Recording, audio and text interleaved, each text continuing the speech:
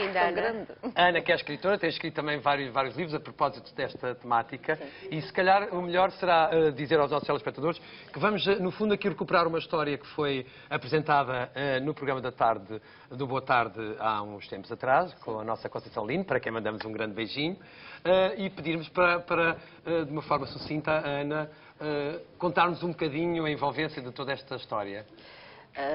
Foi no seguimento de um convite do programa que fomos lá e na altura fomos falar sobre violência no autismo, porque foi uma fase bastante má do Pedro. Esta fase agora está bastante positiva. Portanto, não vamos falar hoje de violência. Não, hoje não. Hoje não. E então, na sequência desse convite, acabaram por fazer duas ofertas. Os óculos, o Pedro na altura tinha partido os óculos e estava sem óculos, e o tratamento dentário. Pronto, sobre isso já falamos. Entretanto, vamos ver como é que, porque o facto do Boa Tarde, enfim, ter terminado e ter começado o grande tarde, as histórias mantêm-se e nós continuamos a tratar das histórias e das pessoas que estão connosco, exatamente, e é por isso que aqui está também. Mas queremos, para quem não acompanhou a história, para quem não a conhece, perceber um bocadinho da sua história, da história do Pedro. Claro. De uma forma assim resumida. Pronto, eu sou mãe e pai deste miúdo, que é um doce que vão conhecer, não é? Já conhecem? Já conhecemos. Ele já se deu a conhecer. Estivemos lá atrás já a comunicar. E autismo eu costumo dizer que a palavra que melhor descreve o autismo é desconcertante, porque cada indivíduo é diferente. Portanto, em vez de falarmos falamos de cada pessoa, não é? No caso, o Pedro é um miúdo... Sabemos que ele é especial, mas isto só para que lá em casa percebam, a gravidez não foi uma gravidez fácil, foi uma gravidez muito complicada. Quase 9 meses de cama, não foi, Ana? Foi 8, ele nasceu de 8. Ele nasceu de apendicite, como eu costumo brincar, porque eu tive apendicite, até tive apendicite. Com toda a vida, para se ter uma apendicite aguda, tinha que ter nessa altura. Mas por ser vigiada regularmente, houve um exame... Isso estamos a falar há 25 anos, não é? Exatamente por ser uma gravidez de alto risco e muito perigoso, eu fazia ecografias todas as semanas, por isso sabe-se exatamente, no meu caso, porque nos outros pais autistas não se sabe, eu soube exatamente em que altura, os médicos souberam exatamente em que semana é que aconteceu alguma coisa ao bebê, ao feto, não é? De maneira que sabem que a partir daquele momento a gestação é de uma criança que vai ter problemas cerebrais, mas não sabem detectar o quê. Mas como não sabem, não se coíbem de lançar diagnósticos para o ar. Portanto, foi desde não tem cérebro, afinal tem, mas tem um cancro. Não, afinal não é bem isto. E foi desde os 8 meses de gravidez, 7,5, até aos 10 meses de vida, todas as semanas havia assim uns supostos diagnósticos de neurofibromatose. Chegaram a dizer-lhe então que era um feto com anomalia. Essa é a frase que ainda hoje está aqui atravessada, tipo palito. Que é, porque já não era um feto, não é? Claro, é um feto com anomalia, mas viável. Não é uma peça de automóvel. Eu não fui ao mecânico, não é? E não é um feto. Com 8 meses é um barrigão, é o Pedro. Já é o Pedro há muitos meses, não é? Portanto... E nunca desistiu do seu filho? Não, independentemente, lá está, foi isso que eu escrevi no mail para a produção. Não foi, quando isso me foi comunicado, lá está, eu fazia ecografias todas as semanas. Portanto, aquilo para mim já é aquela rotina. Se naquela exame fizeram mais medições do perímetro cefálico e estiveram ali à volta e à procura de qualquer coisa, eu própria, que sou muito inquisitiva, perguntei ao médico o que é que se passa. Não se passa nada. A sua médica depois fala consigo. Não, o senhor vai-me explicar. Eu exijo que a minha médica venha aqui agora e quero que me expliquem. Claro. Alguma coisa aconteceu, porque estão a repetir o exame dessa maneira. Se eu faço ecografias todas as semanas, não sou burra. Alguma coisa está a acontecer. Eu quero que me digam, é um feto, e foi quando me disseram, é um feto com anomalia, mas viável. E ainda hoje, 25 anos depois, o que me choca mais é isso não se diz a uma grávida. Não se pode abordar assim as pessoas. É um médico, não é um sapateiro. Não é? Claro. E não pode abordar as pessoas assim, não pode dizer isso, porque o facto é o meu filho. Se tivesse deficiência ou não, é o meu. Claro. E isso não foi importante. Realmente, o que me incomodou foi a forma de ser tratada assim, porque não pode ser. As pessoas são humanas. Não é? Pois, claro que sim. Depois do Pedro nascer e quando foi confrontada com esta realidade, como é que... Tanto que eu acho... Desculpe, João. Não, eu acho que 15 dias depois, quando acontece a apendicite, eu acho que foi do estado de nervos Claro. não é? Diga, então. Não, mas para perceber quando o Pedro nasceu, como é que uma mãe se prepara para encontrar uma realidade eu costumo dizer, que não estava à até já espera. escrevi isso em artigos e livros, os pais dos meninos autistas costumam saber do diagnóstico por volta dos 2, 3 anos. E nessa fase, até aí, o bebê foi um bebê normal. E depois começa a decair e deixa de falar, deixa de andar. E é uma fase complicada. E nessa fase os pais fazem o que eu chamo o luto do bebê cor-de-rosa, porque todas as mulheres grávidas sonham com um bebê lindo, maravilhoso, olhos azuis, e que até tenha saúde, claro. Mesmo que não tenha olhos azuis é sempre lindo, não é? Não é? Até aqueles que são feitos Claro. na bota da tropa. Mas, no meu caso, sabendo de antemão, e depois foi aquela sucessão sucessiva, sem cessar, era uma coisa, depois aconteceu outra, e depois levei-se intrações de sangue, e estive a morrer, e depois o Pedro estava a morrer, e depois saímos do hospital, e depois...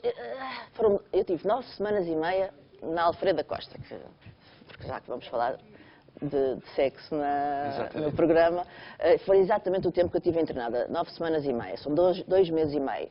E aconteceu-me tudo. Eu tinha um médico que chegou, sentou-se na minha cama e disse: "Oh querida, já teve tudo o que é difícil, improvável, raro, já chega." E mesmo depois dessa conversa brincalhona que tivemos, eu ainda tive mais coisas, aconteceu muita coisa na gravidez.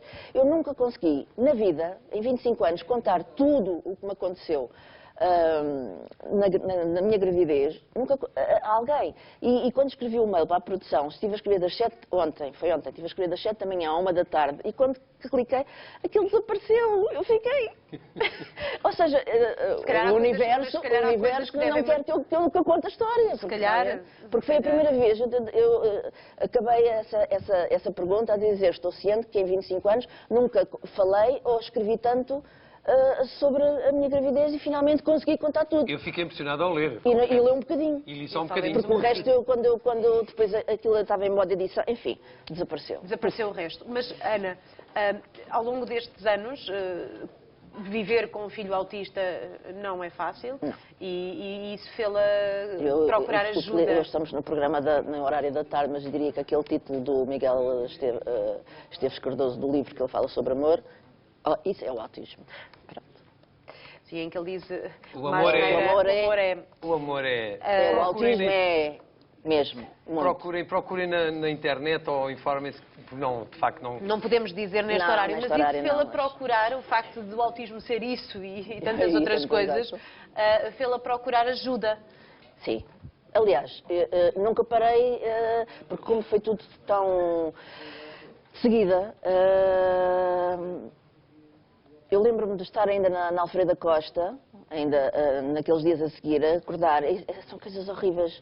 E por ter escrito aquilo tudo, voltei a lembrar-me de muitas coisas dessa fase. De estar na cama, não é? Acabar de acordar nos cuidados intensivos e estar ali 5 transfusões de sangue e a morrer e tal. E estar uma assistente social, uma psicóloga, uma novata ao pé de mim e diz: então já acordou e tal, sabe que não vai poder ter filhos outra vez, ou sabe que não... Ela disparou ali uma série de coisas. Eu chamei, enfermeira, desculpe, eu posso falar com outra pessoa? Não. Mas graças a Deus as pessoas que encontrou agora nesta associação que tratam do Pedro são pessoas completamente diferentes. Estamos a falar sim. Mas para avançar um bocadinho, neste momento... Neste momento o Pedro está com 25 anos. É uma história de vida, não é? Pronto, aos 18 ele foi para... Aos 18 o mundo para as pessoas especiais. Tiram-nos o tapete debaixo dos pés a essas pessoas, principalmente aos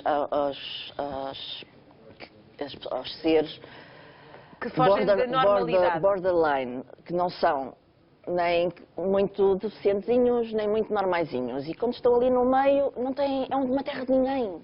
Não há ajudas, não podem ter um emprego e ter uma vida normal, mas também as associações são demasiado... Rígidas? Não, fechadas? Não, nem tanto. São mais preparadas para uma outra realidade do que para miúdos como o Pedro, que se calhar até poderiam... E ainda assim, ele está, a expressão que eu costumo dizer, ele está na PPDA Lisboa, ele está no Cambridge dos autistas. Sim. Mas, não sei, se calhar sou eu que como mãe tenho aquelas expectativas, gostava de dar um futuro melhor ao meu filho, nós queremos sempre mais, não é? Mas é uma mãe extraordinária. Mas em que é que trouxe a diferença à vida do Pedro, a instituição? À vida do Pedro e também à vida da Ana, não é? Sim, porque lá está, aos 18 anos, não pode continuar a frequentar a escola, não tem idade já para o ATL. Eu já nessa fase que estava a trabalhar em casa não podia fazer nada. É uma criança muito forte e, portanto, que exige um esforço muito grande da sua parte. Assunto que não vamos falar, que é a claro. violência. E não Foi esse o motivo que me fez ter que o internar. E a Ana não tinha vida também, não tinha sequer tempo para ir tomar um café, por exemplo. Continua a não ter, mas isso é outro departamento. Sim, mas às vezes uma coisa simples, como se ele precisasse de alguma coisa, ele é um peso enorme e teimoso, não é? E é muito absorvente, está constantemente em cima e a exigir a atenção, portanto não dá tempo de respirar. Mas esse tempo na instituição... Eu pelo menos ganhei de segunda a sexta, não é? Para poder reorganizar a minha vida, poder trabalhar, Mas, aos fins de semana e nas férias ele vem a casa e está lá de segunda a sexta, é assim. E porquê que ele ficou com problemas na dentição? Só para que lá em casa percebam o pedido também de da ajuda Ana, para o programa da tarde. Porque ele não tem a motricidade fina para poder lavar os dentes? Exatamente. Ao fim de semana eu escovava sempre os dentes e também acho que também tem a ver também com a quantidade de medicação. Ele toma 15 medicações diferentes, não é? E aquilo deve fazer mal, não é? E ao longo do tempo, quer dizer, o sorriso dele, ao fim e ao cabo, televisivamente, o sorriso é o dele, não é próteses, são os dentes de trás, mas ainda assim a operação foram 8 dentes que tirou. Para um miúdo com 25 anos é muita coisa, não é? Às vezes penso, como mãe, como é que estará aquele estômago, como é que daqui a uns anos... Mas isso exige um controle É melhor não penso. Eu penso no dia de hoje e de uma forma positiva, não é? Sim. Bom, a Ana veio então ao programa da tarde há cerca de 2 anos pedir ajuda para o problema dentário do filho, um pedido que emocionou uma clínica dentária que fez questão de conhecer o tratamento, de conhecer o Pedro e oferecer o tratamento ao Pedro também. E o Grande Tarde acompanhou tudo. Vamos ver.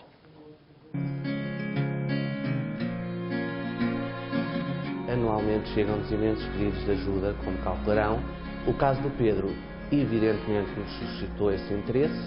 O Pedro é autista, precisava de um tratamento de medicina dentária e, imediatamente, o Grupo 32 Ciências disponibilizou a oferecer o tratamento ao Pedro. Nós viemos aqui comprar um carrinho, 2 carrinhos, que é uma forma de motivarmos o Pedro para o tratamento, porque a fascinação dele como autista é carrinhos, e então, pronto, cada vez que viemos aqui ao tratamento, o Pedro comprou sempre 1, 2 carrinhos, não foi? Foi. Para a tua coleção.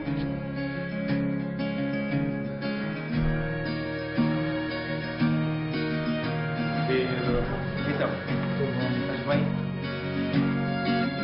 Pedro tinha alguns dentes danificados, estavam com algumas infecções.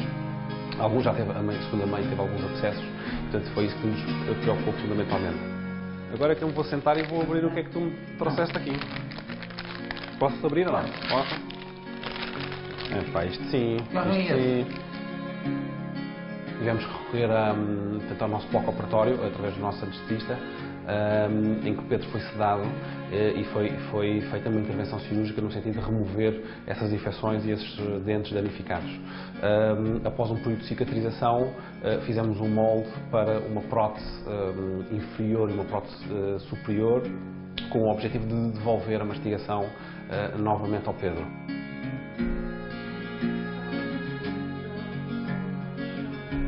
É uma solução simples que nós encontramos, juntamente com a mãe também, de devolver um bocadinho não só a saúde ao Pedro, mas também a função mastigatória, que era isso que nos preocupava. Queres-te levantar então, Pedro? Então vá.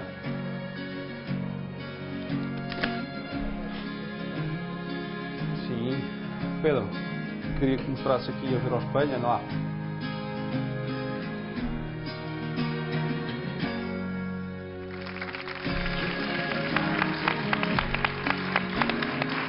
Este sorriso, Andreia. Fantástico. Grande. Ora, connosco já está então o Dr. Eduardo Bastos. Podem aplaudir, por favor. Boa tarde, Dr. Eduardo Bastos. Bem-vindo ao Grande Tarde. Bem-vindo. Então, qual era a situação do Pedro quando chegou ao seu consultório? A situação do Pedro, quando chegou ao nosso consultório, era um bocadinho gravosa, sobretudo pela saúde que não existia oral. E deparámos-nos com alguns abscessos, com algumas infecções e, portanto, poria em risco alguma situação que poderia acontecer sistémica, por exemplo. E, portanto, quando a 32 Chances, no seu segmento Smile Up, tomou conhecimento aqui do caso da Ana e do Pedro, quisemos manifestar o nosso apoio aqui incondicional no sentido da boca e tratámos o Pedro com muita felicidade. E como é que foi esse processo? Porque o Pedro não é um menino comum, portanto, é um menino especial. Claro.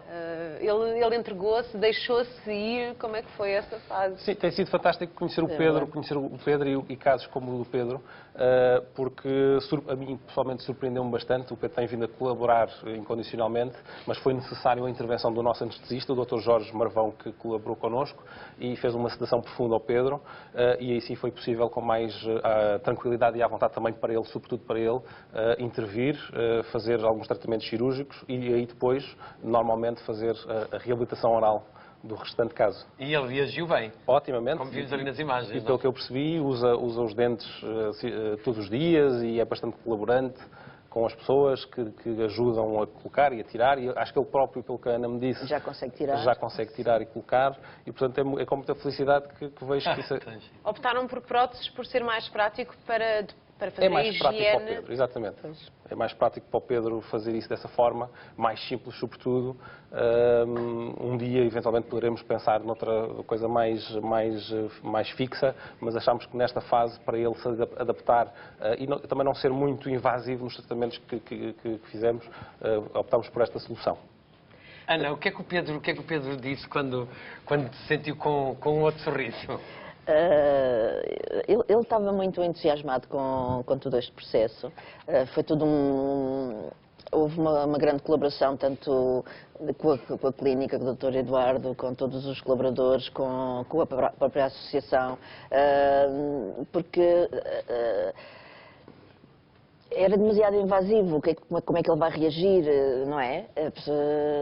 E correu maravilhosamente. Foi, mesmo quando foi da operação, não é? Ele próprio pediu ao Dr. Jorge para não o deixar a dormir. Ele ficou meio consciente. Estava consciente. Mas adormecido, anestesiado. Estava anestesiado, estava molinho, pronto. Mas teve sempre consciente. Sim, é uma sedação profunda, mas depois ficou consciente. E ele próprio pediu para ficar acordado e colaborou. Portanto, que eu lembro-me do Dr. Jorge depois vir dizer isso, e que tinha ficado maravilhado com o Pedro.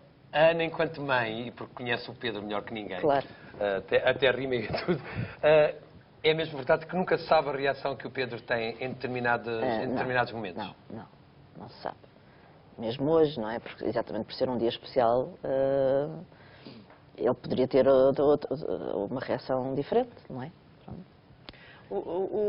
Neste caso, eu não posso deixar de lhe perguntar se 25 anos depois, se já aprendeu a lidar ou se há dias em que ainda não sabe o que fazer. Eu acho que, voltando àquilo que eu tinha dito, que cada autista é uno, nós temos que chegar a adivinhar conseguir ter o fio condutor para cada uma das pessoas, para conseguir comunicar com cada um deles. O fio condutor com o Pedro é carrinhos, não é? Porque é a fascinação dele, mas com outras fotografias de carro, atenção, carros. Vem com um carro, um Mini, que sabe que o Baião tem um Mini. E sabe, pronto, sabe os carros toda a gente, sabe as matrículas dos carros. Perguntou-me, carro é que tens? E eu disse, e ele... Telefona aos amigos todos, ele telefona aos amigos todos a dizer, olha que tens que fazer a inspeção. É o Pedro que avisa toda a gente. É fantástico. Pois dá um jeitão, toda a gente diz isso. Mas a fascinação pelos carrinhos serviu também, por exemplo, para aprender a ler, porque ele recusava-se na escola, foi sempre muito problemático. A aprendizagem e eu um dia cheguei lá com uma pilha de revistas. Ele não lê, então ele lê em casa e não lê na escola, como é que é? Ele não lê o João apanha a bola porque é uma seca, exato, palavras do Pedro, a escola é uma seca. Mas lê as características mas sabia ler diesel, sabia ler chassi, não lixem, ele sabia ler. E, o Pedro não vai saber nunca recortar porque não sabe utilizar a tesoura. Outra pilha de revistas. Podem recortar para recortar. E pronto, foi assim. Por exemplo, os meses do ano, para ele conseguir entender isso, das matrículas, aquela parte amarela das matrículas dos carros, foi assim. Explicar-lhe aquilo que significa de 1 a 12, janeiro, fevereiro, março, ele entendeu automaticamente. Portanto, o fio condutor para o Pedro é carrinhos. Na loja em frente à Smile Up há uma papelaria e a senhora foi sempre muito simpática e todas as vezes que íamos à Smile Up ia lá, ele comprava um carrinho na papelaria e pronto, ficava feliz. E era uma das minhas negociações com ele inicialmente, se bem que ele não tem medo de dentista. Eu não tenho medo de dentista, eu acho que no fundo acabamos por passar isso para os nossos filhos. Há quem tenha medo de trovadas e os meninos têm medo de trovadas e tal. O Pedro não tem medo de dentista, ele nunca teve nenhum problema. Tanto que era uma coisa que eu dizia antes, o tempo todo que eu tentei que ele fosse ao dentista e que esteve inscrito no Hospital de Santa Maria e que sempre falavam na sedação e depois era preciso aqueles tempos todos de espera, resultado, esse tempo todo de espera valeu 8 dentes ao Pedro, certo? Sim. Até chegarmos ao Dr. Eduardo e realmente eu tinha razão. O Pedro pode ir ao dentista como qualquer outra pessoa. Claro. Eu tenho amigas mais histéricas e que fazem fitas maiores do que o Pedro alguma vez fez, não é?